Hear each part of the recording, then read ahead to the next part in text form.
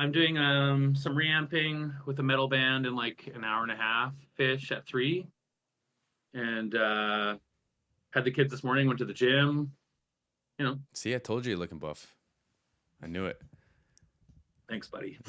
So talk to me about the reamping. So they recorded already and you're just putting it through like your processing and stuff. They have DI tracks or what? Yeah.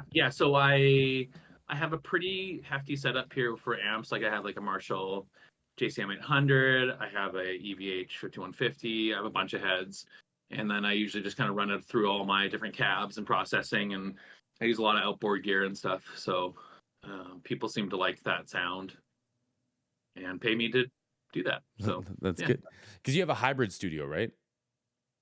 I do. Yeah. So I run. I mean, 80% in the box. I would run all analog if I could, but Can't afford it. I don't got money, man. So I don't not until Freeze the Fall blows up or whatever. Yeah, exactly. They got to take us all on a ride, you know? Mhm. I could use some studio upgrades. I'm sure you could use some more Yeah. LA2As. Yes, sir. I have 2 of them. Yeah, Oh, which is man. funny. Good Yeah. for you. And 2 distressors and a bunch of other stuff. So Oh, yeah. bro, I just got into distressors when I met Chris Rabold, who was Silk Sonic and Bruno Mars live engineer. And he had distressors on everything, man, just like almost peaking. I was like, what the hell is that? He's like, harmonics, bro. Like, it's all about harmonics. And now I put a distressor on everything. Just about everything. Yeah, You know what I mean. I actually didn't know that they were tape emulators. I thought they were just strictly a compressor, and now it makes so much more sense that That it's makes like way more just sense. it's a distortion compressor distressor. And I was like, oh, so they're emulating like tape distortion. Because it's got like a distortion 1 and distortion 2, right? Exactly. Yeah. So you can and 3 different distortions. So you can like kind of meld, I don't know, to taste, but it's like really, really slight. It's not like an overdrive pedal or something. No, it's Like just like it an energy change. the cool thing too is like you can drive the shit out of them. Like you can um yeah, take like 30 dB gain reduction on them and it sounds awesome. Sounds great. Yeah, like it sounds amazing. It doesn't sound like you're crushing it. It just sounds like good, you Yeah. know? So Well, and like I like it's that's the one with the attack and the release knobs are backwards, right? Like the 10 yeah, is 1 and the 1 is 10 or whatever. yes, that's correct. Yeah. Yeah. It always kind of messes me up. But I kind of like that because you can dial it in so close that you kind of get that like it takes off the peaks, but it's still kind of smooth. You know what I mean? Yeah, I don't find it hard at all, and I thought I would, but like I think that's one thing I really like about the analog side of things. Like you can push analog compressors so hard. You can't really do that in the box. Like if you start like really crushing and clipping them, it sounds bad Mm-hmm. for the most to my ear anyways. So but like analog stuff, you can just like continue to push it and it sounds like money. Well, it So comes to life, right? yeah, oh, 100%. Like I said, if I could mix 100% hybrid or analog, I would. But it's I don't know. It's also a bit of a pain in the ass. Like I do whenever I do mixes and I get recalls and stuff. It's like oh, and I usually take pictures and like I have a sheet like where I write everything down. But it's still a pain in the butt to be like, how did I have that routed? And like so, I don't Mm-hmm. know. Where was the Love hate. attack? Where was the threshold? Where was the Yeah, it's a love hate relationship, and like it's just like a tube amp, right? Like some days you run ahead and it sounds awesome, other days you run it and it sounds bad. Yeah. Yeah. It's just like one of those things. Like I don't know, like they're very temperamental, but I don't know. That's like the pleasure of music and production and stuff. I don't Well, it's know. like we're just diving right into this podcast, y'all. Welcome everybody. We'll introduce Jordan in a second, but but it like becomes an instrument, right? Like you've got analog like noise, you've got tubes, you've got transistors. It's like you can almost hear your hands on the other side of it. Like how much are you letting things clip? How much are you letting things distort? Like, you know? Yeah, I like having like my hands on something. Like Yeah. that my biggest thing that I struggle with in the digital world is like moving a fader with my mouse. Mm-hmm. You know, like if you see my studio, it's like I have a lot of actual like physical like faders and stuff that I don't know, I just like using it. I have like an SSL Are you familiar with Softtube Console One? Yep. Yep. Yeah, so I have Softtube Console One and the Faders one as well, just to help me with like automation and like I don't know, just sometimes it just feels good to like turn up top end on a knob rather than like going into a I don't know It's like an your air plug-in. filter or something like. Yeah, like I don't know why. I just like having that physical touch on things. I think it like helps me anyways. Yeah. That's how I do things. Yeah. No, I feel you, man. Like because I was a sound guy for 10 years, give or take. And I started like right when Digico or whatever put out like the first Pro Tools live like console, but Oh man. they were like, what was it called? Like a D3 or something, or I can't even remember. I've only used Pro Tools a handful of times. I had it for quite a while when I started because people would send me Pro Tool sessions, Mm, but I actually don't even use Pro Tools anymore. I haven't for years. good. Uh, Good man. I feel lost in it every time I go in. I'm like, how do you do this again? Even though it should be easy, it's not. Yeah, Yeah. I'm a Reaper guy. Oh, really? Yeah, Reaper Wow. guy. Cool. Okay. But yeah, Uh, like moral of the story was the only digital consoles you could buy when I was around, they were $90,000. So we all yeah, had big old Soundcraft consoles and Allen and Heath, and we lugged all the racks and stacks around. And I remember when we got the first taste of digital consoles, man, it was a game changer, but it broke my brain. Like I was like, where's all the stuff? Like I don't want just a bus, I want the whole drum kit. Like, you know? And I know you yeah. can get there, but it's a feel thing. I don't know. Yo, 100%. And whatever works for everyone else. You know, I'm so sick and tired of like the people arguing on about Kempers or live amps or this or that. It's like, why are we even arguing about it? Like, whatever works for you. You want to use Pro Tools, use Pro Tools. You want to use Reaper. I've never understood the hatred towards other products. I You were like, know. you like EVH? How dare you? Like, I only use PRS. I'm like, great, Cool. awesome. Yep. Yeah, I'm sure it works really, really good for you. So Well, that's great. like so much of the tone is in the hands. Like I've seen amazing guitar players make shitty Squires sound like heaven. Like Oh yeah, am I allowed to cuss on here? You have just at it, cussed, man. didn't Have at it. Yeah. I mean, shit in, shit out. That's Oh, bottom line. yeah. Like if you don't have a good player, then it's not you can't fix anything really in the mix. You Like can't buy a or good. you can't buy a good sound from from your bank account, I guess, right? Nope, no, you can't. You really can't. So are we just diving in here? Is this Yeah, it? I was just gonna say this is it, man. But why don't you take the floor and introduce yourself for a sec, and we'll get back to the shop talk. Okay. Hi, I'm Jordan Chase. I'm a mixer, engineer, and producer, hailing out of West Kelowna, British Columbia, Canada. I've been playing music since I was 13. I'm 41 years old now, and I've played in a bunch of different bands, um, most of which have been signed and done decently well. First band I was in was called Stutterfly. We were signed to Maverick Records, which is Madonna's label. We never got Wow. to meet her, no. And then I was in another band called Secret and Whisper, and we signed really quickly with a label called Tooth and Nail Records. They have bands like Anne Berlin and Under Oath and all kinds of stuff. And that band also did very well. And then I guess we really like the S names, but I was in a band after that called Shreddy Krueger. We were very heavy, and we signed to oh my god, I can't remember the label we signed to. Doesn't matter. We signed to our label. We did it mostly for fun, but yeah.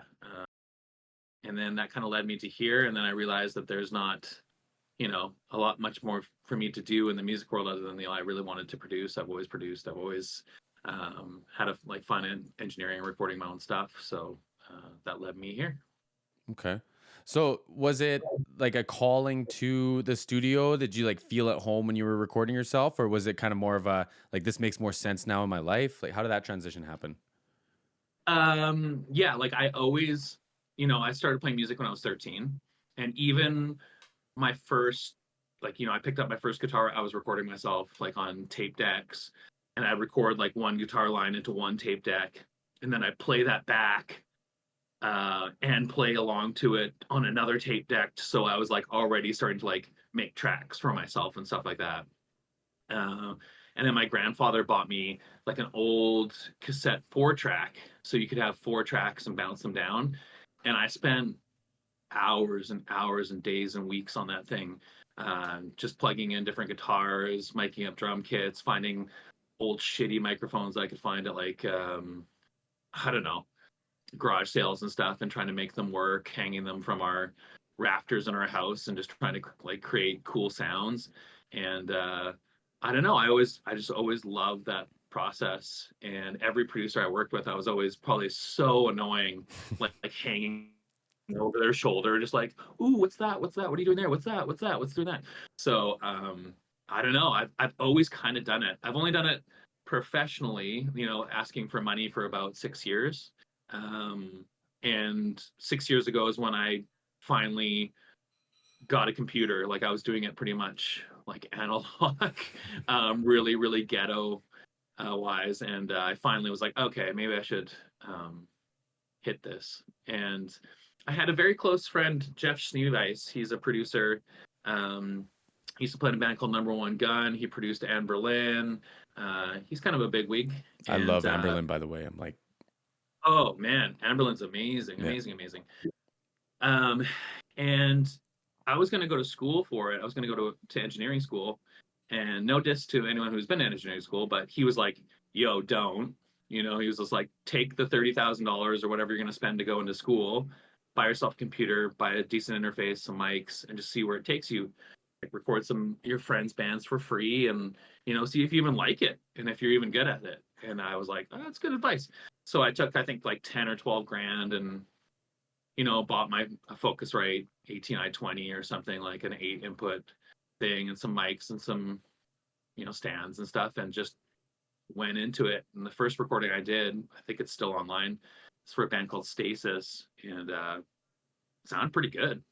Like I had people reach out and be like, "You did this?" I was like, "Yeah, I'm kind of surprised myself, to be honest." Like it was my first kick of the can in a DAW, and um the rest is kind of like, I don't know, history. I recorded out of my townhouse, much to the dismay of my family. I have 2 little boys and a girlfriend, and she put up with a lot. And so I finally moved into the studio, which I have now, which is about 2,000 square feet, and like a live room and mixing room and stuff. So Wow, man. yeah, sorry, I've been look at, I'm just blabbing your ear off. No, man, that's why I invited you here. I wanted to hear all this. Walk me through some of the highlights of your studio. You said you got like some SSL like faders and stuff to do. So basically, y'all, what happens is when you select the channel in Reaper, I'm assuming you can correct me on this, but the automated fader will pop up and it'll show you like where your volume is. And then when you have it on read, you can like manually move that fader and it'll write it into the program for you. So you don't have to go and click and stuff. Like you can feel it out, right? Yeah, that's precisely it. Okay. But yeah, my studio, I think the prize possession of the studio is the live room. So it's quite large, huge vaulted ceilings that go up. And so drums, for those who don't record, sound way cooler when they're in a big room. Some people like the tighter sound in a smaller room, but I really like when a snare is being hit and it just explodes in a room. That's what I'm always looking for. And my room is like magical. It just makes drums sound so good. It makes it sound like the drummer is throwing his or her body weight on every snare hit. Like it's just explosive. So I love that room.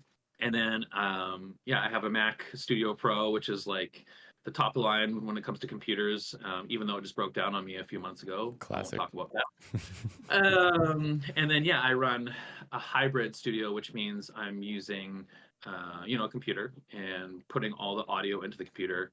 But before the audio hits the computer, I'm running it through a bunch of analog gear to give it that flavor. I have a bunch of EQs and preamps and stuff that I really like using. And kind of like I was talking about at the beginning, is like just having that like feel and touch. And when someone's singing live, I can like adjust how the compressor's hitting their voice, and it just, I don't know, it makes all the difference in the world for me.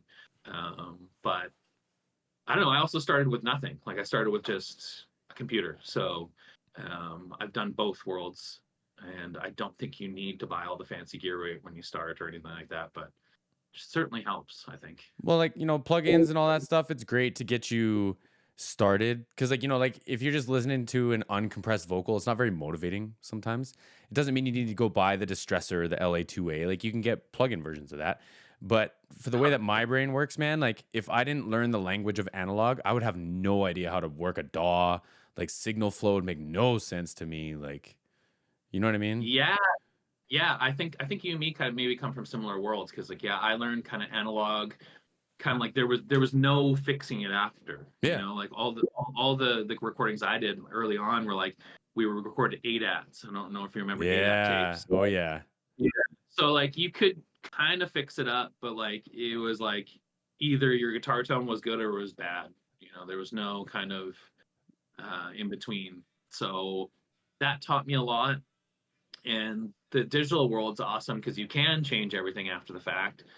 But I Like still think reamping or yeah, reamping or like, vocal tuning, all that kind of stuff. It's all really good tools, but I still think you need like just really good musicianship and songwriting going into something for it to sound sonically cool. yeah. Yeah, good input equals good output, right?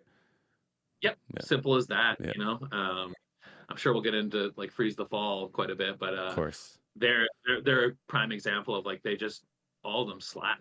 Yeah. There's no huge crazy tricks we're doing in the studio to make them sound bigger or better than they are. It's just like they're just good at what they do. Yeah. Well, and like, it's a pretty good sign when you have, especially if you have analog stuff and, it's a little too sizzly. So you pull off the high end. If that doesn't fix it, then something's wrong. Like, let me switch a mic, let me switch something, right? Like having that analog Yep. feel, like that gives you such an early, I guess, like warning sign or something. I don't know what the word is, but it's cool though, because it really gives that performance. Like whatever that chain of things did in that moment, you'll never be able to just go and change that. Like it happened. Exactly. It's like so for a lot of like the viewers out there, like I commit a lot. Like I'll even if I've recorded something into my DAW and I've put more stuff on it inside of my computer, I will usually just print it. Like I'll render it down so I don't have a big chain of things going. I just kind of try to use my gut instinct and I don't know, just my ears and just kind of like be like, oh, that sounds good. I'm just gonna print it so I never have to think about it again. Yeah. Because I don't know if you're like me, Jesse, but I'll tweak and tweak and tweak and mix until I'm blue in the face or red in the face on this podcast. I'm very red right now. And yeah, so I try to keep it as simple as possible, and that's why I think analog is really good at is just like that's how the guitar sounds. So go, Yep. do it. So you said like your drum room is kind of like your prize or like your focal point or whatever. Like, do you do much sampling when it comes to drums? Do you fill stuff out with samples? Talk to me about Yeah, that process.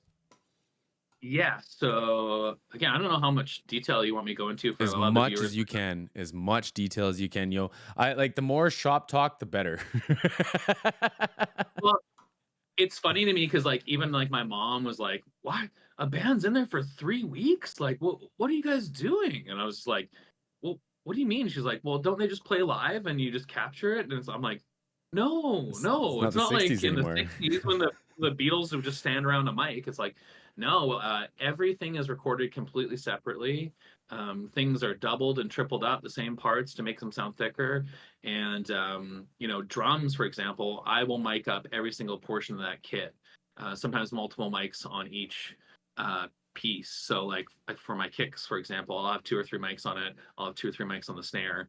I'll have all the toms mic'd up, and I'll have every single cymbal mic'd up, overheads, rooms, deep rooms, mono rooms, and like I kind of go crazy on that aspect because I really want to capture like each part, like sound, like how a kit sounds. Are you familiar with Eric Valentine? Yeah. Yeah, amazing producer. Did like Queens of the Stone Age, um, like Good Charlotte, Smash Mouth. Like he's like an all-star. See what I did there? Bars, yeah. Producer. He's unbelievable. But when he was talking about miking up a drum kit, he's like, everyone mics up the snare on like a close snare. He's like, sure, you got to do that. He's like, but that's not how a snare sounds. Like Mhm. no one's putting their ear to a snare drum and listening to it. So you need the whole room. You need that whole part of it to make the kit sound like a kit. So many producers will put what we call drum samples on stuff to reinforce, like maybe we just didn't capture the snare as hot as we wanted it, or maybe the drummer was hitting soft or whatever, and then we'll reinforce it with like a not a fake sound, but just a different sound of a sample or a snare sample or something like that. I definitely sample, but I take samples and make my own from the kit. So for Jonah, for example, from Phase of Fall, I took hits from every single part of his kit and would reinforce it underneath, but it's still mostly like 80% like live drums. Yeah. Well, and like, So yeah, I definitely will sample, but it's all samples we grab from that kit, so it's more feels like, I don't know, part of it, you know? well, like, you can't expect anyone really, let alone, someone as young as Jonah to hit the kick drum with the same velocity every single time on take 6. You know what I mean? Like, so sometimes it's just like, here is consistency and it's matching what you're playing, right? Yeah, I mean, in Jonah's case, he is consistent every single time, which That's is kind fair. of Yeah. crazy. We'll get into that, but yeah, I think what not a lot of people realize is just how processed things are in modern music. You Yeah. know, they'll hear something like Spirit Box, and it's like no diss to Spirit Box, or but like everything is processed to the 10th degree. You Yeah. know, and there's nothing wrong with that. It should sound sonically amazing. It's just like how much you're doing it is kind of to the taste of the producer, and most people that consume music are just used to that kind of polish. Hmm. So if my recordings aren't up to that caliber, then I'm dead in the water, you know. So I do have to do some trickery and stuff uh, to stand up to that standard, you know, Yeah. of modern production, right? Yeah. I think it makes sense, man. And like, you got to use your ears and you got to use references that are modern. And like, if you're a producer, I'm hiring you to hopefully get, my project out, and I'm trusting you to like, you and your ears, your experience, your research, like whatever it is, to land me with everyone else I'm competing with, right? Yeah, and that's like all the listeners don't understand that I'm, 5 years into this and haven't been doing it my whole freaking life. They don't know that. They won't know my production from someone else's. All they know is what they hear. So yeah, like you said, reference mixing, like listening to other people's recordings and that are better than me and going, okay, how can I get to that level? Like how and being really honest with yourself, like it's easy to listen to your mix for 10 hours and go, man, I rip, I rule at this. Uh, and then put it up against a Spirit Box mix or something and go, ooh, ouch, like I'm not even close yet, you know Yeah. what I mean? So it's good for new mixers to do that as well. I mean, it's disheartening sometimes, but it shows you where you got to get to, right? So Well, I think like benchmarking is cool, but like, if I'm trying to recreate something from some amazing vocalist, like say if I'm trying to redo like a Michael Jackson vocal, like my voice just doesn't sound like Michael Jackson. Like, I'm gonna do the best I can to try to recreate it, but it's gonna be different, right? yeah, one of my biggest pet peeves in the studio is when bands want to sound too much like another band. Like they'll Yes. they'll bring in like, hey, I like the new era guitar tone, and I'm like, of course you like the new era guitar tone because that dude is crazy on the guitar, one of the best guitar players ever, and they probably spent 3 weeks on those guitars. Yeah. You know what I mean? So if you sound exactly like that guy and have the exact same gear, then great. But like my thing is always like try to make people want to sound like you, like just be you, Yeah. and that's gonna harvest way better results than being like, hey, I want to sound like X, Y, and Z. It just doesn't matter. You know what I mean? Like none of the greats, like Fleetwood Mac, I'm sure weren't like, hey, we want to sound like this. They were probably just like, record us, We're doing our motherfucker. thing. And it's going to be amazing. Just watch this. Like I think that kind of confidence goes a long way. So stuff in new bands, I understand, but I always try to push back on that. Like, hey, we want this snare or this kick drum. I'm like, Yeah. let's get your own kick drum, get your own snare sound, get people Yeah. wanting to sound like that. Yeah. Well, like, the big conversation, at least like in my circle, is always the Paramore snare drum. Like, I want that. And it's like, well, if you don't play drums like that dude, then no one's gonna believe you. Like, that's the other thing. Yeah, there's a bunch of things that the first of all, the snare drum he is an amazing snare drum, and then second of all, he's an insane drummer. And then David Bendeth is probably one of the best mixers producers in the world. Yeah. So you put all that together, and yeah, you're gonna have a pretty good snare drum. Here it is, yeah. Apparently it was the band that kept like encouraging him to make it bigger and better, that snare drum. They were like, "Yeah, man, that's great. Like keep going." Oh, that's man. I could talk about it like this whole episode. I could probably talk about snares. Like snares are everything for me. Like Is that like I your start. thing? Like what's the Jordan sound? Yeah, snares.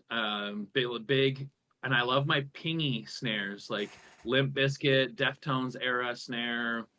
I don't actually like big fat snares usually, unless the mix calls for it. But I like a good pingy, snappy, cracky, poppy. Like I don't know what a good example would be. Maybe like Deftones, like Digital Bath. Mhm. I don't know if you're that song like that snare.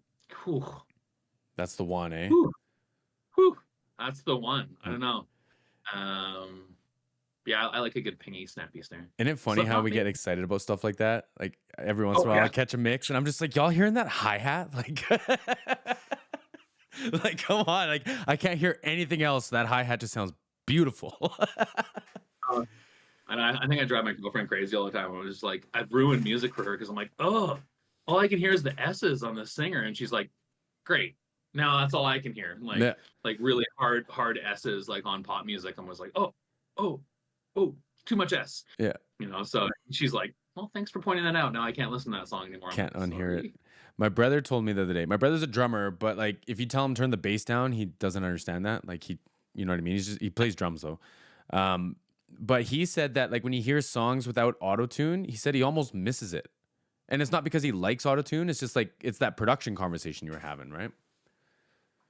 Yeah, I always find it funny when bands are like, "Hey, we want to sound raw," and I'm like, "Okay, what's your description of raw?" Because my description of raw will be way different than yours, guaranteed. And they'll show me like, yeah, I don't know, a Deftones record or something. I'm like, that's not raw. Like Yeah. that's very very polished. Or I had a hardcore band in here, and they showed me Knock Loose. They're like, "Have you heard Knock Loose before?" No, I have not.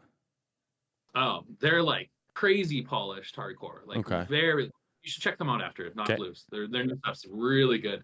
But yeah, they're like, yeah, we don't like this rawness. I'm like, man, that's the most polished you could possibly be. Yeah. They probably spent like 60K on this record or something. So yeah, it's always good just kind of like trying to figure out what a band actually wants as opposed to what you think they want. So how do you walk that line as a producer? There's been a lot of like kind of hot water about this recently with some other artists, and I'm gonna quit talking about it because eventually someone's gonna say I'm doing it for the clout, and I'm not. But like how do you walk that line, being involved, not involved, saying what you think is right, letting the band do what they got to do? Yeah, Rolls his eyes. I take every project differently, and for me, I kind of in the middle of like someone like John Feldman, a producer that will just be like, here's your new song after they've recorded it. Like I, chop this part, re-recorded this guitar part, changed this melody, blah blah. And they're like, we don't even like that anymore. And it's like, well, too bad. That's how it goes. Yeah. Um, and I'll tell you a story about that after because I know. Okay. Or then there's like producers like Kurt Ballou who did like Converge and stuff that will just be like, whatever, like I'm just gonna press record and make it sound cool. So I try to be somewhere in the middle of like, I will strongly try to advise bands like against certain decisions or like, hey, I really think you should cut this part, or hey, I think we should work on this melody. But then end of the day, it's their project, and I'm never going to hold a gun to their head and make them do something that they don't want to do. Of That's just course. not in my heart to do, and that's why art's art. But yeah, I will definitely I'll argue even if I have to, if I think it's like the right choice for them. But I don't, yeah, I don't think that's the right way to go about it. But each product is completely different. I've had bands that are like, hey, we know you're a producer, but just don't produce us. We just want to do our thing. And I will respect that for the most part. And then I've had other bands that come in here that's like, help, help us, please. What can we do? Like any advice you have for us, please, please. And then I'll do that too. Yeah. Just project to project, band to band, and you really just kind of have to feel it out and have those conversations early to make sure that you're not stepping on each other's toes, and I don't know, that you work well together. No, I like that. I think like the Yeah. concern is, like I haven't looked at the credits for Freeze the Fall, but like say if it said your name had on as like a songwriter credit, it's like how much of that song did you write? And sometimes it's not much, you know? Yeah, for them, I mean, I guess we could dive into this, but Yeah, let's do it. yeah, I didn't want to take any songwriting credit. I didn't feel that what I did was anything past producing. I definitely helped them rewrite some melodies and stuff, but they were totally game. You know what I mean? Like I was like, "Hey Quinn," which is their singer. I was like, "How do you feel about this course?" And she's like, "Eh, take it or leave it." I'm like, "Great, let's rewrite it." Yeah. You know what I mean? Like, and so yeah, they were really, really easy to work with. Funny thing is, like, I had met them. Um, First time I met them, I don't know if the momagers told you this at all, but they were like a panel in here. Like, they were like all the parents, all the kids, and they were kind of like, just like, what do you want with our kids? You know what I mean? And What you gonna as do a with my father, money?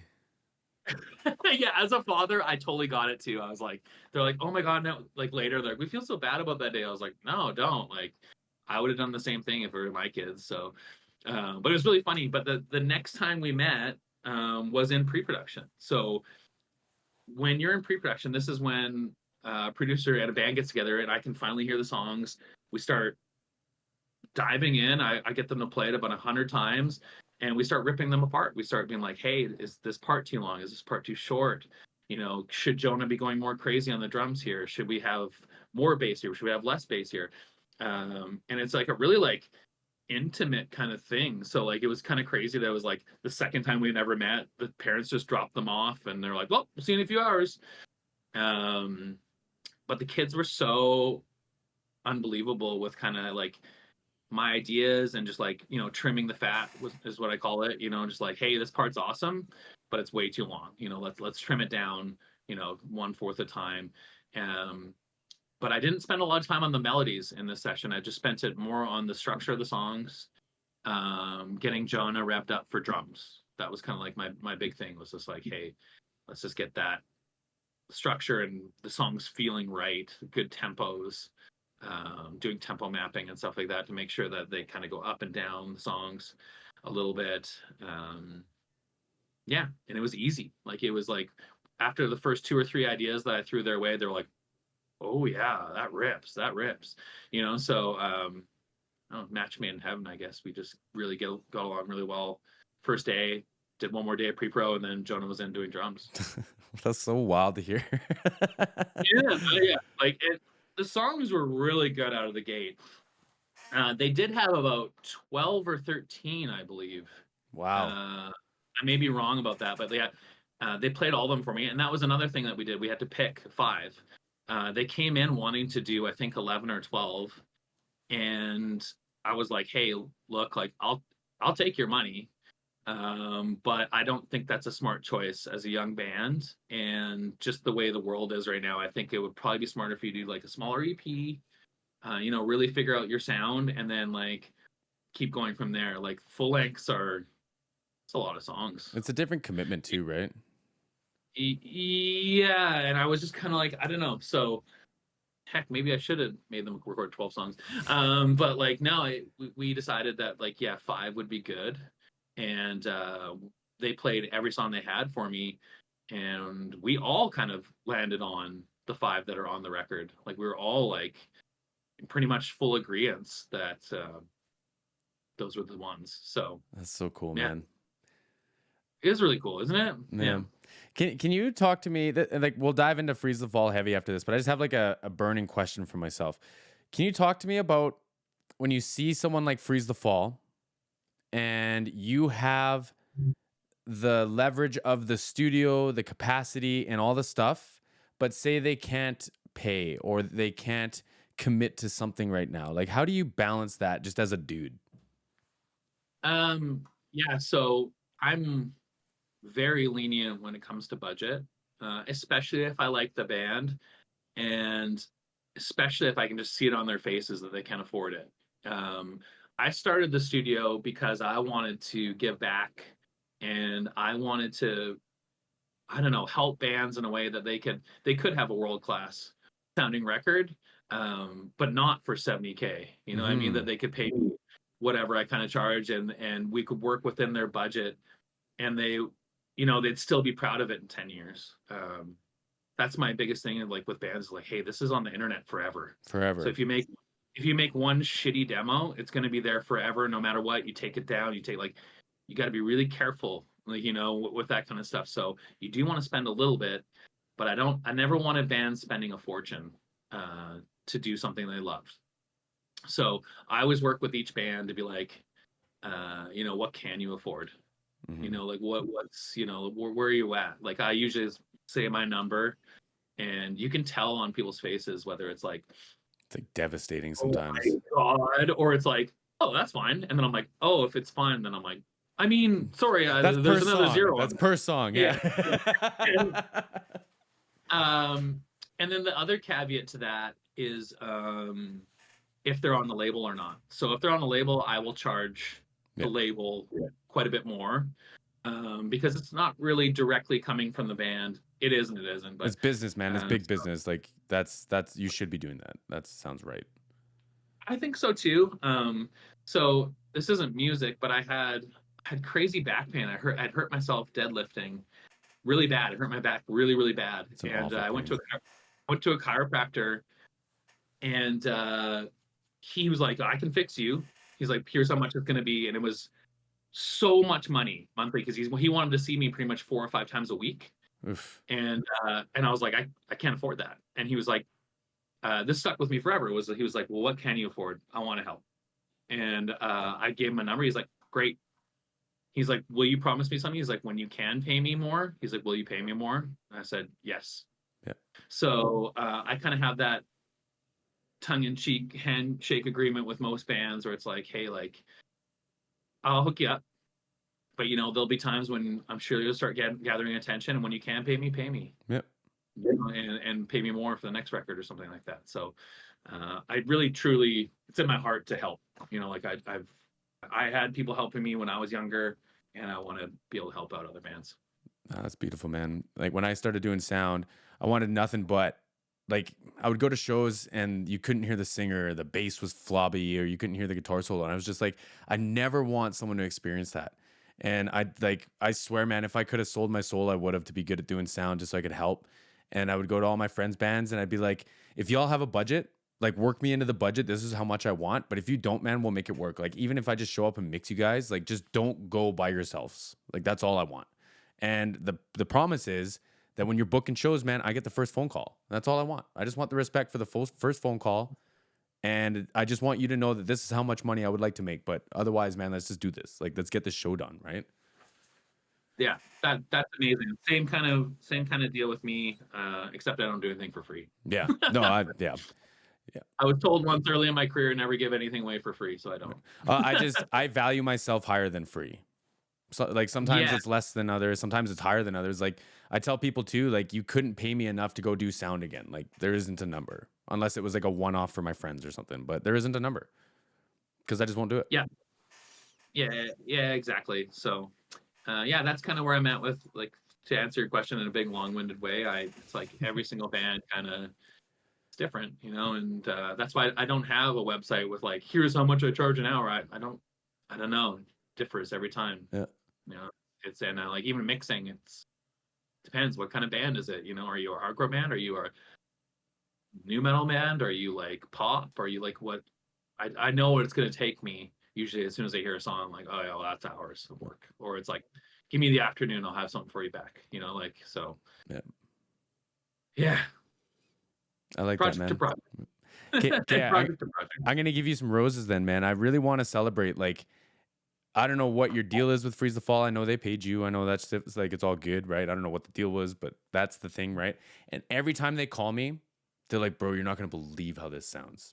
And whatever they set my expectations at, it's always beyond that. And I'm curious as to, like, how that feels. Like, you get to deliver that to not only like teenagers who didn't think that this would ever happen, but to a band that kicks ass, right? Like, talk to me about that. Yeah. It's like, that's the best feeling, like, I feel like the only bummer of being a producer is you are in the kind of the lines. You know what I mean? Like you don't really get those kudos a lot, but the few kudos that do come through is just like it's everything, you know. So and especially from them, I think that was part of what made them so amazing, like recording, and why we had so much fun, is they were so excited. You know, I think it could have sounded like shit, and they probably would have still been okay with it. No, but they were, you know, it did sound really good, and it does sound really good. So they were just freaking. Anytime we added, like, you know, even when we're recording drums, they're just like, oh my god. And you know, we added in guitars after, and there's again like, oh my god, it sounds so good. And the other cool thing is like the parents would always come pick them up after like our sessions were done, and the parents would come in and poke it in the ear, and they were like, "Whoa, like we didn't expect it to sound this good." And I was like, "Well, the heck," you know, but like Let me get through it a bit. it was really cool. And Craig, Arya's dad, Yeah. he's a big gearhead as well. So he always would poke in here with a couple beers and come, you know, talk to me about how I'm doing things. And I don't know, he added to the excitement too. He was just like, "Man, this sounds incredible." You know, he's like, "I did demos before. Like, this is crazy." And me and him just talk tech for hours. So yeah, I don't know. I don't know if that answers your question, but it's phenomenal. It feels so good. But for me, like what feels better is that other people are hearing that. Other people are hearing him how they should be heard, you know? Mm. And I was afraid that if they went somewhere else, I won't say where else, but I would say like that it wouldn't be the quality, and sonically they wouldn't stand up to what they should be standing up to. Yeah. You know, we kind of I went full radio. I wanted it like I should be able to hear this on the radio, Yeah. and not go, "Ooh, that kick drum sounds weird," or whatever. Like I spent a lot of time making sure it was just really nice and polished, and I don't know, but still the kids. Yeah. So like the two songs that I've heard, they sound like a hell of a performance. Is that something that like you do often? Do you pull that out of people? Was it like, did they just show up in performance mode? Like, how did that happen? Yeah, I think that might be like a little bit of my superpower, and like some of my secret sauce is like I really push artists. You know, I I'm gonna say something maybe controversial, but I don't think sonics matter as much uh, as do the performance and the emotion that you're putting into a song. I 100% think agree.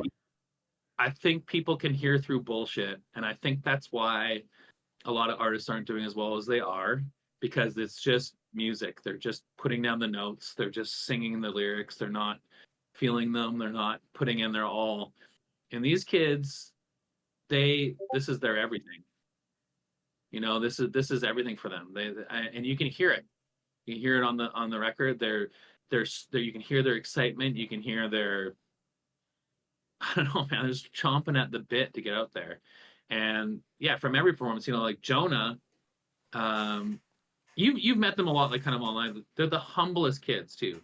That's what's crazy. Like I always thought they were going to be some spoiled brats or something with like High school tons of kids and gear. attitude. Yeah, they're not. They're so humble and sweet, and like, dude, they were here doing their homework without being told. That's Like I was like, what the fuck? They Like never I would have cease to surprise me, never bro. been doing that at 15. No, bro. I Never, would have walked into your never. studio with the biggest head. I would have been throwing the papers out the window, and I'd have been telling you how to do your job. Oh, and yeah, totally. I Like, would have been too. I would have been so annoying, like being, I don't know. But so anyways. they're just phenomenal, and they would always come here ready to work. And but yeah, like Jonah, for example, he's so humble. He's like, "Oh, I don't know if I can do that, Phil. I don't know if I." I was like, "Dude, I've seen you. I've seen Dog, you you're do an it." You know? animal. Like, come on. So yeah, just poking them to be crazier. You know what I mean? And yeah, I think that's probably one of my superpowers. I poked Jonah a lot to make sure that he was doing crazier fills, hitting harder, being an animal, the animal that he is. Like he's nuts drummer, Yeah. nuts drummer. One of my best friends, Ryan Lurkey, he used to play in Spirit Box.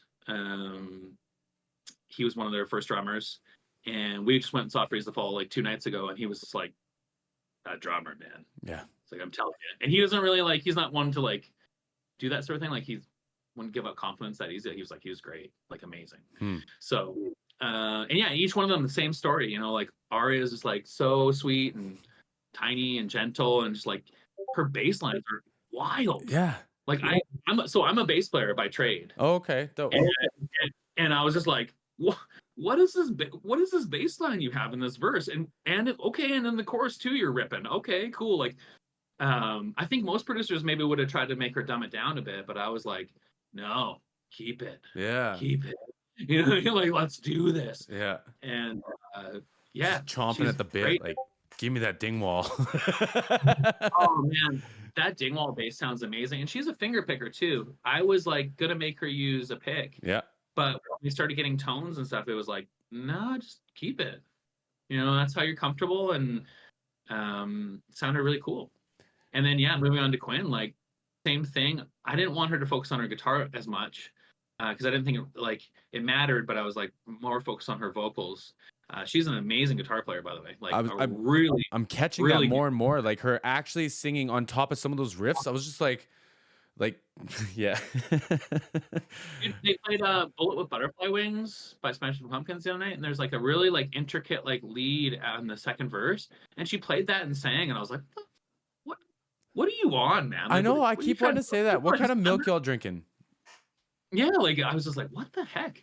And in the studio too, like I kid you not, the amount of times I'm taking guitar away from grown men, I mean, like, you are not playing this great. Let me or my assistant do it for you. Like, I'm sorry, but Yeah. this got to be right. I never took the guitar away from Quinn once. She was just always just like spot on. I don't know, amazing. So yeah, pushing her with guitar a little bit to do a little bit of different things, and then vocally was the biggest thing. She had a lot of courses that were like almost like below her register. Like I was like, "Why are you singing so low?" She's like, "Oh, I don't know. I'm not really comfortable in higher register." And I was like, "But you are." So I pushed her like on Daughters of Witches. That course is pretty high. It's really high. Yeah, and she sang that was I think that was like first take. Wow. Like she had never sang it before, and she just was like, I don't know if I can do it that high. And I was just like, just try. Yeah. Just try. Because like I'll just to preface this or to like put some context to this, I just recorded my first original and I recorded it by myself, like the whole thing, right? And which has its pros and cons. But I found like I didn't perform it. Like I just sang it. You know what I mean? And it sounds like y'all recorded that in front of 400 people with an SM58 in her hand. It sounds better than an SM58, but it's, you know what I mean? Like it just sounds like she's holding on to that microphone, just like screaming her heart out. It's like, yeah, like. Well, that's actually kind of a bit of it too. So I use what you're using right now, a 7B. Nice. I have a bunch of other condenser mics that we tried, and it just didn't sound. I don't know. Throaty enough. Sound like thin or something. And that mic's cool because the SM7B. Because I was like, yo, you can grab that mic, you can kick the stand. I don't give a shit. Like, get into it. You know, Be a make rock sure that star. you're just belting that out every time. And yeah, she's saying all the high stuff, no problem. So like cool. 1 or 2 takes. I was like, yeah, we got it. And she was like, what? And I was like, yeah, unreal. Done. Yeah, and so I guess the second piece of that I don't push artists so hard that they're like crying. You know, I mean, I know when someone's having a bad day, and I'll just adjust. You know, I'll just be like, you know what, I'm not really feeling doing vocals right now. Let's do bass or something. Yeah. You know, rather than saying like, man, your vocals sound like shit. Yeah. Like, let's move on to something else. I just like, I'm not feeling it today, and not that it ever happened with Quinn, but yeah, it was pretty magical. Those kids are something else. Like, to watch them in the studio. I have an assistant. His name's Colton Douglas, but everyone calls him Dougie. So he does a lot of the kind of nitty gritty tracking for me, like recording down stuff. Not a lot of people know this, but like even guitars, it's like note for note. You know, we spend a lot of time making sure like the tuning's in and the performance is really good, but like it takes a lot of time to record guitars. So he's in here doing that nitty gritty stuff, and he was just like, I'll record Freeze the Fall the rest of my life. He's like, they were so easy. That's so cool. It's like, yeah, I know, dude. It's insane. So that's so cool, man. Yeah, I would love to mix them like live. I would love to mix them live. I think it would be so much fun. But I'm the guy up there like rocking the whole table and getting the reverb going and like headbanging with the band. Like, I'm for sure a musician behind a sound console, you know, like. Well, they do need someone to mix them at Revelry. I don't know if the Mommers reached out to you, but they do need a mixer, and I don't do live. Oh, dude, So I would you love should. to. I would absolutely. I know Craig has been helping them out too. And I do want to give a shout out because, like, a lot of what you talked about just now is kind of complimentary to the parents because, like, you can, It is. there are great, great, great guitar players out there, y'all, that are like live players. But the minute you give them a metronome, it's like they've never seen a guitar before. And, you know, like Yeah. sometimes they're phenomenal, higher for gun guitar players. But the minute you give them a click track, bro, it's just, it's over. And I think that really speaks to like their at home development and improvement and you know what I mean? Availability and support. I'll give a huge shout out to all the parents. They're just wonderful, wonderful people. They raise some amazing kids. And the biggest thing for me is like they give them their space. Like they're still parents, but they're like they let them just come into the studio on their own. They weren't saying here, bugging them or anything. They were just like, yeah, we'll pick you up in a bit. They gave them a lot of freedom to be able to create their art. They don't over spoil and buy them like huge Marshall stacks or anything. They're still playing on kind of like like practice amps and stuff. And there was like, we'll help you out, but we're not going to buy you everything. And I think that's like made a big difference in these kids. Like rather than just having everything the second they start a band. Yeah. Uh, but yeah, they're like wonderful, wonderful parents. They've all been so nice to me. Um, Again, like I think I'd probably be the same way. Like, so we're just dropping off my 15-year-old kid with you. I've never even met you before, but sure, why not? And they've just been wonderful. We're all like very, very close. I would say I'm part of the Freeze the Fall family for sure. Like I feel so at home with all of them. We all, I don't know. Anytime there's anything Freeze the Fall happening, we're all there, and it's a beautiful thing. Yeah, man. So yeah, shout out to the parents. Shout out to the parents. Shout out to the parents, man. Come on, I got some applause for that. Yeah. How are you doing for time? You got 9 minutes left with me or what? Oh yeah, easily. Yeah, absolutely. Okay, I want to get real nerdy with this. So let's go through them. We just finished with Quinn, so let's start with Quinn. Talk to me about your vocal processing. Talk to me about your vocal chain. Just in general, your like theory around it, right? Totally. Yeah, so I use a lot of analog stuff. So before it's even going into the computer, I'm hitting it with quite a bit. So Quinn, I used a SM7B, which is originally a broadcasting microphone. And the first time I saw one of those microphones, Metallica was using one in the studio, and he was just like screaming into it. And I was like, what? It's like, how isn't that feeding? Like, what mic is this? And it's a great, really just like flat signal mic, and it sounds great on a lot of voices. So I use it for a ton of stuff. So for that, I was going into my Great River preamp, which is an amazing preamp. That just adds a little more sauce. I've never heard of that. Is it like Neve sounding or is it like API sounding? What's it like?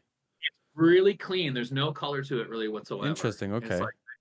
It's really, really nice. I would highly recommend them. They're about $1,000 finding them used. That's a preamp though, like no problem. Yeah. They're just a preamp, just a normal. I don't know. Really gains up to 7B. From there, I'm going into my Clark Technic like Pultec style EQ. So just rolling off a low end, boosting up top end, and then I'm going into a distressor, and I smashed like her voice, like 20-1, 10-1 type thing. Redlined her. Redlined it, nice. Red, like absolutely buried the needle on that. And then I'm going into another Pultec style EQ, and then that's going into my Warm Audio 76, which I'm also like pinning for Quinn, and then that's going into. So that's the 1076 clone, right? Yeah, that's right. That's exactly right. Is that isn't that a preamp too? No, that's just a compressor. It sounds a lot like a 2A to me, like an LA 2A. Oh yeah. Never mind. My bad. Anyway, keep going. Yep.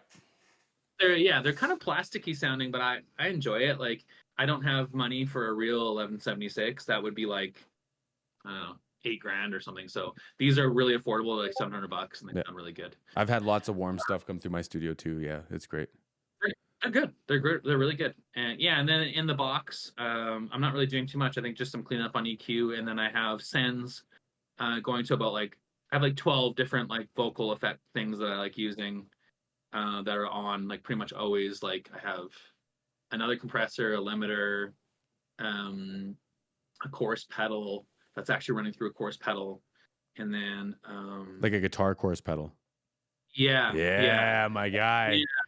Yeah, and then I'm running out to a couple other units for distortion, like full on like radio styles distortion, and then like a monster voice kind of effect, and delays and reverbs and all that kind of stuff. So yeah, I love using sends, so like the vocal kind of sits on top, and all the effects are like the nest, if that makes any kind of sense. Absolutely. Sometimes I'll put them right on top, but I like on the vocal chain. But for most times, like for like more radio needing to hear the lyrics, I will make sure that like the voice is kind of right in the middle. So And like if you have like one vocal take from Quinn, that might actually be 5 or 6 like tracked over, not tracked over, but like duplicated over in different sends and stuff, right? great, yeah, yes, exactly. And another great point there is that we mostly double tracked. We quad tracked all the courses, so we had one underneath and then two to the sides of the exact same vocal take to kind of thicken it up a bit. They're in there like 20% maybe, not a Yeah. lot. I found her just natural, just the one take right down the center was pretty good already. I didn't think it needed to be like thickened. We used harmonies and stuff to thicken it more than the actual like doubles. Yeah. Okay. I like Big, that. big fan of harmonies. I'm a big fan of harmonies. Yeah. Yeah. As you can probably tell on their 2 tracks, I went crazy on the harmonies. Yeah. Oh yeah, absolutely. And like in this one, man, some of them are like they're thick, and like you said, the nest of it. That's a really good way of doing it because it's like you have this warm blanket that carries over in the track, but it's not really there. It's like it's just always kind of filling space. Like Totally. And then you can have like I have control over all those effects to like mute them at certain times. So if there's like a pause or something, maybe I'll like take them just out. all drops You know, off. so yeah, I think that happens in Daughters of Witches, like all the vocals drop out, and so do all the vocal effects at that point. So they all kind of like duck down and then they come back, you Yeah. know. So yeah, kind of a nerd with that kind of stuff. But yeah, we were big on the harmonies. I'll never forget when like Arya was in there and she's like, "Is this too many harmonies?" And I was just like, "I don't think so." What did you just say to Like, me? and all of us were just like, "Nah," like and we laughed about it. But yeah, I love harmonies. Yeah. See, I was a Def Leppard nerd, and I remember watching like the Yeah. Hysteria documentary, and they were like, "Yeah, we sang like every harmony we could hear. They're like, if we heard something, we sang it." And they're like, some of them have like 24 voicings. It's like, sure. Yeah, I think anything like that helps. I'm a big fan. I mean, maybe one of these days we'll get really nerdy and I can actually open up the session and show you When everything. I'm But down there, like, yeah. I have yeah. When you're down here, you and me are gonna nerd for sure. Um, and I think it'll be like I'll add like shaker, tambo, like a drum loop using my hands on the table. I'll do like a some other kind of drum loop, and I'll put it all in the courses. You don't hear it, but you hear it. You know what I Yeah. mean? And as soon as you take it away, it's like, where'd Something's the chorus go? missing. Yeah, so I'm a big fan of doing stuff like that. Like, I think the biggest thing we wanted to do for this record was making sure they still felt like a 3 piece. You know, not doing too many overdub guitars and synths and all that kind of stuff. We tried to keep it very like if they just had to play bass guitar, vocals, drums, they would sound like Freeze the Fall. You Yeah. know, so but yeah, there's tons of stuff underneath everything that's contradictory to that. But that's Whatever. Boston using cheering like crowds in their choruses. You can't really hear it, but it gives energy. Exactly. Yeah. Exactly. So I don't feel too bad about it, especially because I've seen them live and seen comments are like, "Yo, I hope they can do this live." I'm like, "Buddy, they can do it better." Oh, I bet. It's crazy. Yeah. So Okay, talk to me about all right. bass. How do you do bass? Yeah. So bass is pretty easy. I don't run amps while I'm doing bass. I will reamp after, which means I take a DI signal from the bass, just really, really raw, that goes into some stuff. I have an amp, like a fake amp here that I put Aria through that so she could at least hear herself. That wasn't just It's like dry a monitor. bass. Yeah, and then I do everything in the box. I reamped through an SVT Ampeg Classic and a 412. Oh, sorry, 410 for this. It didn't sound very good. I tried and just didn't. I don't know, all the pedals I was using and stuff, I just didn't really like. So I ended up using an amp sim called Hellraiser. I think it's called. Cool. I Through have that one too. Yeah, It's great, great. man. Yeah. It's great. Like I was just kind of going through all the plugins I had, and so I used that, and I used an IR that I made, and that's about it. Yeah. Like some compression, and again, her great playing and stuff just threw a couple things, and it's like it's thunderous. Like Yeah. Fender bass tone. I'm gonna get really nerdy here. Something I just started doing was save the songs in A, then I'll go to like 440 and give it a good nudge. And then you just Yeah. like always hear like the bass, like the note of it. Cause I get the most of my bass in that like high mid and up, you know what I mean? In live, it's like 800, but in studio, it's like 1.2 or something, depending on the bass, right? But that low mid, I always forgot about. Just like a little nudge, man. And just like all of a sudden you can hear that still, you know? Yeah, yeah, that's a great technique. I use like a multi-band compressor for that. So I think Oh, okay. I have like all of the low end like really really squashed, so it doesn't even move. Top end moves a little bit, and that's kind of about it. Oh, and another big thing is I ran her through a rat pedal. I forgot about that. Cool. So I ran her out of the computer into a rat pedal, back in through Hellraiser, and that really like added to the grit of it. Me and Aria were both like, I was like, "Yo, how do you feel about disgusting sounding bass?" And she's like, "Let's go." Let's go. Yeah. And she was the one that kept telling me, she's like, "No, it could go dirtier. It could go like a little crazier." And I was like, "All right, All let's right. go." Let's go. So maybe next record is going to be even nutser. Yeah. But like, how much fun for you though? Oh, the best. As a bass player, I like filthy, filthy, filthy bass tones. Yeah. Not super stoked on a silky smooth bass tone. I don't know, not my thing. There's a place for it, man, and it's not in rock and roll. No, and it's not in the songs like they've dropped already. It just has no place in it. Yeah. See, like I like where it's like almost distorted, like your guys' bass tone. That's like exactly what I like. Or I like old Guns N' Roses, like Use Your Illusion, like GK head, real poppy sounding, almost like that too, but with a pick. Oh yeah.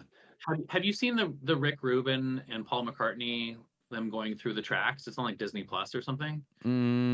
Was that new song they just did? That AI one with John Lennon? That's the only one I watched. No, it's a different one. It's like just him and Rick Rubin, and they're going through like old Beatles tracks. And he brought up like from one of their like 60s like rock and roll tracks, Paul's bass tone, and it is disgusting. I Like it's bet. one of the most distorted bass tones I've ever heard. And I was like, this was in the 60s. So it's more about like for those listening out there, it's like it's more about making the bass pop out. You need distortion to do that. If it's not distorted, then I find it really hard to make things like make a bass kind of poke Yeah. in a mix, and for people to hear it other than just it being like a low end thing, you know. So Well, like, I like if the you growl. yeah, and it's really hard to make like an SVT growl. You know what I mean? It is even with pedals and like crazy pedals. I don't know. Maybe I don't do it well, but it's never been like my thing to use a live amp. I still do for basses, but usually it's in the box. Basses sound good though. Like just plug it in and it sounds good. Especially a $4,000 Dingwall. Yeah, Like, seriously. $4,000 Dingwall is going to sound amazing. So You got to hit up. yeah. I can't remember his name. Something Dingwall. You got to hit them up because I bet you he takes a call or a walkthrough or something with you. Man, I've been talking to Mr. Nori Wentworth, who is one of the owners of Wentworth Music, one of our local music stores here, and he's the best. And I was like, I did not know that they were Canadian. And he was like, dude, we could call him right now and you could have a conversation with them. I Yeah. was like, Oh yeah. I'm telling you. I'm not ready. The bass player in our band, when he was like 16, when he started taking it serious, his dad was like, "Yo, like I know someone who makes basses." Like, he was playing it up a little bit. He knew of this person, but he was like, "And you can meet him, and if you like his basses, we'll pick one. You can buy it." And sure as shit, man, it was like, "Yo," he basically called. He was like, "My kid like loves bass. He's been playing forever. He's like a killer. He loves like all the like Flea, and he was playing all that old like it was Prague before Prague got cool." Clutch. Who was the bass player in Clutch? I don't know, but I love Clutch. Yeah, they got crazy bass player, Yeah. anyways. And so yeah, they just drove out there, man, shook the dude's hand, picked one off the wall, bought it, and left. It was just like, wow. That would probably be me. I want a couple for the studio. Yeah. 5-string and a 4-string would be insane. They're great. They're great instruments. The fan frets are cool too, eh? I can't get used to it, but they sound so good it doesn't matter. Yeah, exactly. But I'm sure I would get used to it if I played it just for a couple weeks or something. Okay, and then the last one would be drums. Any drum tricks or anything you'd like to talk about, nerd out about? No. Other than that, yeah, Jonah hit really, really hard, really hard. My drum tech, Mr. Ryan Lurkey, he came in the next day and was like, like these toms are straight out of tune. Who's been hitting these? And I was just like, dude, he slams. Like he hits hard. So that's the biggest thing. And then yeah, my drum room just having that explosive kind of sound to them. Um, no tricks other than that. And then I ran him through like multiple distressors and stuff to make sure that it was like all pretty heavily compressed and had that snap to it, you know? Mm-hmm. Forget what snare we use now. It's gonna drive me crazy. Might have been the Lars Ulrich. Um, like it's like the stainless steel snare. It's like deeper, right? And it kind of has that pang to it, like you were Yeah, talking. it has like the diamond. What do you I call know that? what you're Like the talking about. diamond. Like the I don't know. God, that's gonna drive me nuts. I But I love think drums that's too, the but I always forget. maybe we didn't use that one. I can't remember. But yeah, we spent quite a bit of time just picking a snare, number one, and then picking cymbals. People don't like think about this, but like there's so many cymbals and sometimes they just don't work for a song. So we spent a good amount of time doing that, and there's no really trickery. It was just really good. Just Just good take. That's good, man. See, and like I don't think people understand like you can't just smack a drum as hard as you can and make it respond. Like there's so much No, intention, no. and it's almost like hitting a punching bag. Like you're not supposed to beat the shit out of the punching bag. You're supposed to just rock it. But once you get good, you know where to hit it so you can be rocking it and you're not going to fuck yourself up, right? That is such a valid point. It's about making the kit sing. Yeah. And like anyone, like any human being could sit at a drum kit and just smack a snare and it'll sound like a snare. But to hit it in the right spot and have the stick hit the rim at the same time as it hits the skin to get that rim shot and be hitting the snare in the proper spot. Same with toms, like not hitting them too hard but not too soft. It's an art, you know. So Jonah does that in spades. He hits really hard, but he hits hard with intention, Yeah. and he hits hard for the explosive parts where you want that double, the double like crank, you know, like he'll come down on something that's just like, ooh, she, Yeah. you know, like it's pretty cool to see. So yeah, it was pleasure recording those guys. No, I love that, man. I worked on a couple shows for the one of the Mariana's Trench tours, and I got to know the drum tech. And I was just asking him, I was like, how do they get such big sounds out of these drums? Like, Buddy's really small. He's a great drummer, but he's really small. And it looks like he's just kind of just tapping away. But the drums are huge. And they're like, you wouldn't believe how much power he gets out of that like 3 inches that he's letting that stick go. He's like, he'll wear through a head in a night. But he's like, it's all intention. He's just like conserving his energy and just letting it explode into the drum, right? And it's like, it's the same thing, but it's the opposite almost.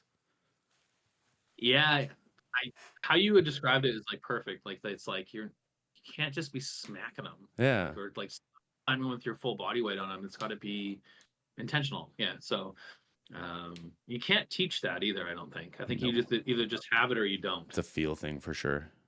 Yeah. Yeah. Yeah. 100%. Good nerdy questions, buddy. I got you, bro. This is what we do around here.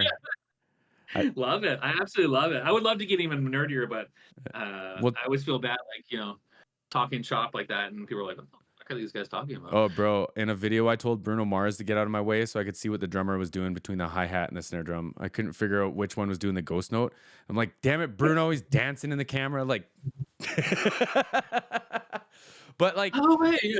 I'm trying to make it cool, man. I got an email. Shout out to our friend Steven. I was talked about in an email chain. They were trying to figure out why a certain artist had like a credit on another song. And they were like, you should email Jess and ask him. They're like, he could tell you what microphone they recorded without seeing the video. And I'm like, let's go, man. That's what I want to hear. Yeah. Are you do you know the Nail the Mix, like that service? I've heard of it, yeah. You should check that out. It's like honestly, like I think it was better than any school could have taught me. Nail the Mix is like, I swear I'm not paid to say this. They are just a company that gives you professional stems from real mixers. Like, for example, Architects is on there, and their producer goes on and spends 8 hours going through every single chain, every effect, every drum sample, and showing you exactly how he did it. And you get those stems to like fuck with yourself. That's so cool. And it's like $12 a month or something. Oh, yeah, I'm down. See, Bendeth has one. It's called Pure Mix. Yeah, Benneth. And so Benneth was on there on Nail the Mix as well. He did Under Oath song. Yeah. Because, yeah. We could talk about this all day, bro. Yeah, I know. It's pretty cool though. So, but like, if anyone out there is wondering, you know, how do I get my foot in the door with this? Like, that's how I did. You know, I just started being like, how do the pros do it? You know, like, and yeah, just hammering it, It's not that spending scary, all day. man. Like there's lots of tips and tricks, and there's lots of things you can do to sound like Nickelback or whoever you want to sound like. But just having good ears at the end of the day and not being too hard on yourself, man, you can accomplish a lot of things. That's it. Like not being too hard on yourself. Like, yeah, maybe you don't sound like Chris Oriology your first week of mixing. You Yeah. know, like no one does, nor did he. Yeah. So, yeah, that's great points, dude. No, I appreciate that, man. Anything you'd like to wrap up with today? No, I just thank you so much for having me. And when you said like, yo, I want to start putting the spotlight on some producers a little bit, I was like, let me in, Yeah. let me in. Please, man. I'm always happy to talk about this stuff. And again, just like what your channel's doing for, bands like Freeze the Fall and stuff is just amazing. So big applause to you. I don't have those fancy buttons. I got you. do, I got but- you. I got you. Okay, man. Well, I appreciate you being here. I appreciate everything you do for Freeze the Fall too, man. Like it just feels like such a big family, and it's so dope having friends everywhere. Like it's just amazing. Absolutely. Well, yeah. Cheers to all your fans out there. The Patreon. I don't know how you do this. Wherever the thing is. I don't know how you sign off. It's all but good, yeah, man. thanks for listening. I'll catch y'all on the next one. Jordan, I'm gonna keep you here for a second.